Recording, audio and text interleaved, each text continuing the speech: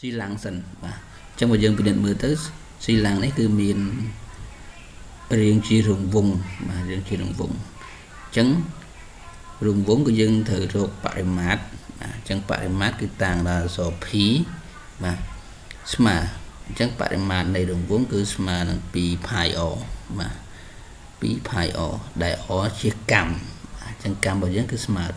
10បាទចឹងយើងចំនួនលេខចូលបាទ2គុណឲ្យ 3.14 បាទ pi របស់យើងគឺ 3.14 គុណឲ្យ r បាទ r យើងគឺកម្មរបស់យើងគឺ10នេះគុណឲ្យ10សង់ទីម៉ែត្រ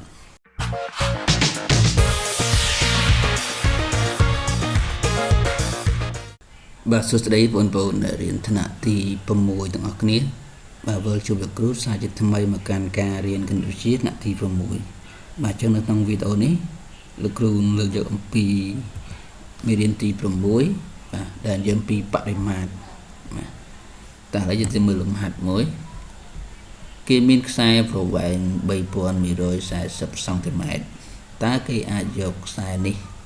ទៅរុំស៊ីឡាំងនេះបានប្រវែងប៉ុន្មានជុំបាទអញ្ចឹងគេមានចម្លើយ4ឲ្យយើងជ្រើសរើសបាទហើយជារូបបាទរូបស៊ីឡាំងនេះហើយគេមានខ្សែនេះគឺប្រវែងវាគឺ 3140 សង់ទីម៉ែត្របាទអញ្ចឹងគេរុំជុំវិញហ្នឹងតើបានប្រហែលជុំបាទតែឥឡូវយើងទៅមើលរបៀបធ្វើបាទអញ្ចឹងដើម្បីដឹងរបៀបដើម្បីដឹងចំនួនជុំបាទនៃខ្សែដែលរុំជុំស៊ីឡាំងនេះបានបាទយើងរកមកបាទរកប្រវែងជុំដែលខ្សែនោះរុំជុំវិញស៊ីឡាំងបាទអញ្ចឹងដំបូងគេយើងត្រូវរកប្រវែងជុំវិញរបស់ស៊ីឡាំងសិនបាទអញ្ចឹងបើយើងពិនិត្យមើលទៅស៊ីឡាំងនេះគឺមានរាងជារង្វង់បាទរាងជារង្វង់អញ្ចឹងរង្វង់គឺយើងត្រូវរកបរិមាត្របាទអញ្ចឹងបរិមាត្រគឺតាំងដល់អក្សរ P បាទស្មើអញ្ចឹងបរិមាត្រនៃរង្វង់គឺស្មើនឹង2 pi r បាទ2 pi r ដែល r ជាកម្មអញ្ចឹងកម្មរបស់យើងគឺស្មើ10បាទអញ្ចឹងយើងចំនួនលេខចូលបាទ2គុណឲ្យ 3.14 បាទ pi របស់យើងគឺ 3.14 គុណឲ្យ r បាទ r យើងគឺកម្មរបស់យើងគឺ10នេះគុណឲ្យ10សង់ទីម៉ែត្របាទអញ្ចឹងយើងគុណលេខទាំង3នឹងចូលគ្នាទៅបាទ2 4ដង8 2ម្ដង2 2ម្ដង6អញ្ចឹងយើងឃើញ 6.28 ហើយយើងគុណនឹង10ទៀតគឺស្មើនឹង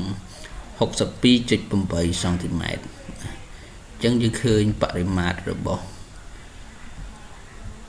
ស៊ីឡាំងនេះហើយបាទបរិមាត្ររបស់ស៊ីឡាំងនេះបាទមានរាងជារង្វង់អញ្ចឹងយើងអាចរក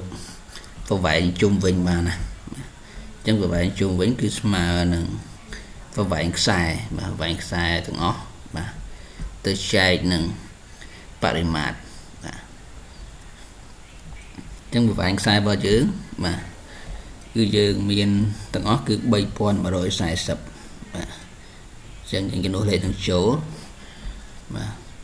3140ជាប្រវែងខ្សែហើយបរិមាត្រគឺ 62.8 បាទអញ្ចឹងយើងចែកលេខនឹងទៅបាទ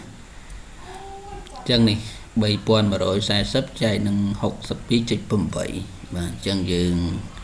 ចែកបាទអញ្ចឹងដើម្បីងាយស្រួលក្នុងការចែកបាទនេះជាចំនួនគត់ហើយខាងនេះជាចំនួនទស្សភាគអញ្ចឹងដើម្បីងាយស្រួលគឺយើងត្រូវធ្វើចំនួនទាំងពីរហ្នឹងបាទឲ្យទៅជាចំនួនគត់ទាំងអស់បាទអញ្ចឹងនេះចំនួនគត់ហើយអញ្ចឹងនៅនេះបាទអញ្ចឹងនៅនេះជាចំនួនទស្សភាគអញ្ចឹងកាលណាយើងធ្វើឲ្យទៅជាចំនួនគត់បាទយើងត្រូវលុបចុចនេះចោលមួយអញ្ចឹងអានេះមានចុចមួយខ្ទង់អ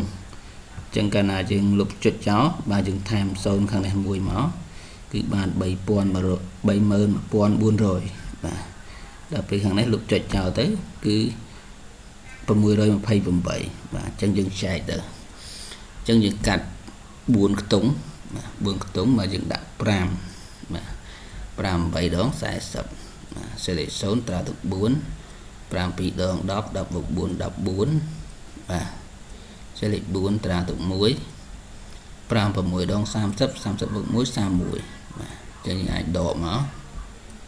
បាទ0 0 0 0បាទចឹងនៅសល់លេខ0ទម្លាក់មកបាទចឹងដាក់បាន0គុណនឹង628ទៅគឺឃើញ0បាទដកទៀតគឺស្មើ0បាទចឹងយើងចែកមកឃើញ50ចឹងចម្លើយរបស់វាគឺស្មើ50បាទចឹងគេសួររកប្រវែងជុំចឹងគឺយើងឃើញប្រវែងវាគឺ50ជុំបាទចឹងយើងដឹងចម្លើយហើយយើងអាចរើសចម្លើយត្រឹមត្រូវមួយបានបាទចឹងគឺយើងឃើញ50ជុំបាទចឹងគឺចម្លើយកបាទជាចម្លើយត្រឹមត្រូវចឹងនេះគឺជាចម្លើយបាទនៃចំណោទគេឲ្យយើងធ្វើបាទគឺមានតែប៉ុណ្្នឹងទេហើយបើសិនជាបងប្អូនមានចម្ងល់ទាក់ទងនឹងការរក